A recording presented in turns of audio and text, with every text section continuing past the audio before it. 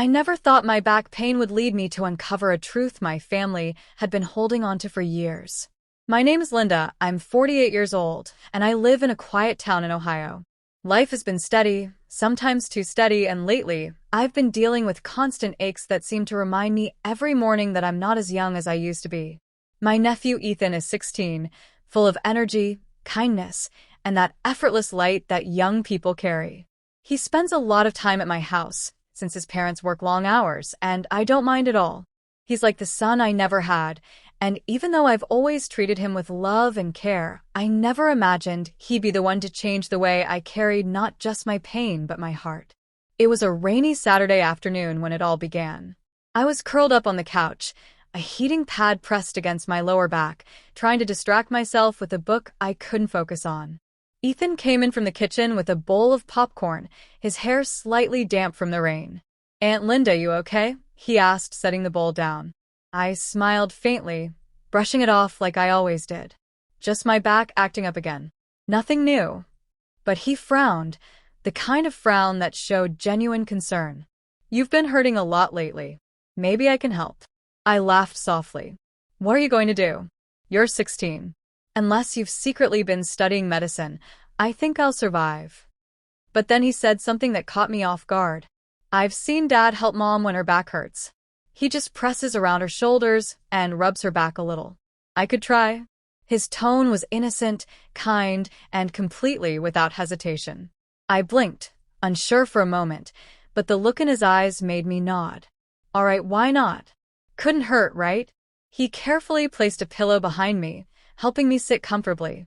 His hands were tentative at first, just pressing lightly near my shoulders. I chuckled, telling him it was okay to use a little more pressure.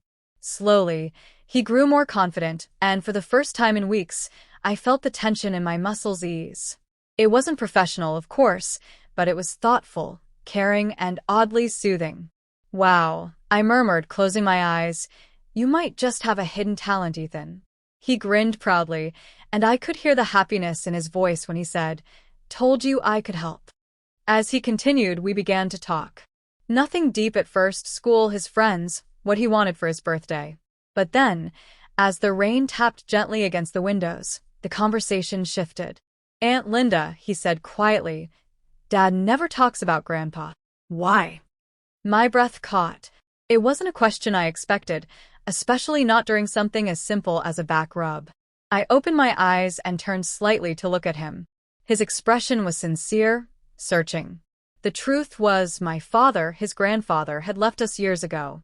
He was a complicated man, one who loved us in his way, but also carried a darkness we didn't always understand. For years, the family avoided the subject, pretending silence was easier than truth. But looking into Ethan's curious, honest eyes, I realized he deserved more. "It's not that we don't want to talk about him," I began carefully. "It's just, Grandpa made mistakes. Big ones. And sometimes, mistakes leave scars." Ethan's hands paused for a moment, and he leaned closer, whispering, "Like yours?" I froze, not because of the words, but because of the innocence in which he asked them. "Your back, it's always hurting. Is that one of those scars?" he added. My throat tightened.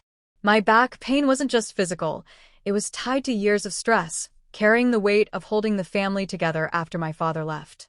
I had become the one everyone leaned on, the one who made sure birthdays still happened, who cooked for gatherings, who patched the cracks no one else wanted to see. And in carrying all that weight, I had forgotten to care for myself. Tears filled my eyes before I could stop them. Ethan noticed immediately, his voice soft. "I didn't mean to make you sad." I shook my head, reaching for his hand. "No, sweetheart. "You didn't make me sad. You just reminded me of something I try to forget. Sometimes, the pain we carry isn't just in our bodies. It's here." I touched my chest. He looked at me with more maturity than I thought possible for a boy his age and whispered, "You don't have to carry it alone anymore." That day, something shifted between us. It wasn't just a nephew helping his aunt with her back pain. It was a bridge between generations, an opening to conversations our family had avoided for too long. Over the next weeks, Ethan kept offering those simple massages whenever he saw me wincing. But more importantly, he kept talking to me, asking about our family, about the past, about the secrets we had let gather dust. Each time, I found myself sharing a little more, healing a little more. Eventually, I told him everything about Grandpa, his struggles, his failures, but also his love and the moments he tried. I explained how silence had only made the wounds deeper and how talking about it was the first step to healing. Ethan listened with patience, with care, and with an understanding far beyond his years. In return, he shared his own worries about school, about feeling invisible sometimes, about wanting to know where he came from. One evening, after another long day, Ethan placed his hand gently on my shoulder and said, "Aunt Linda, you've always been there for everyone. Let us be there for you too." And for the first time in years, I let myself believe it. My back still aches now and then, but it's lighter, somehow, because the weight I carried in my heart is no longer mine alone. That small act of kindness, a simple back massage for my nephew, became the key to unlocking a secret we all needed to face. It taught me that healing isn't just about the body, it's about the soul, about speaking truth, and about letting others help carry the weight. And in that moment, I realized that family, with all its flaws and secrets, is still the place where healing begins.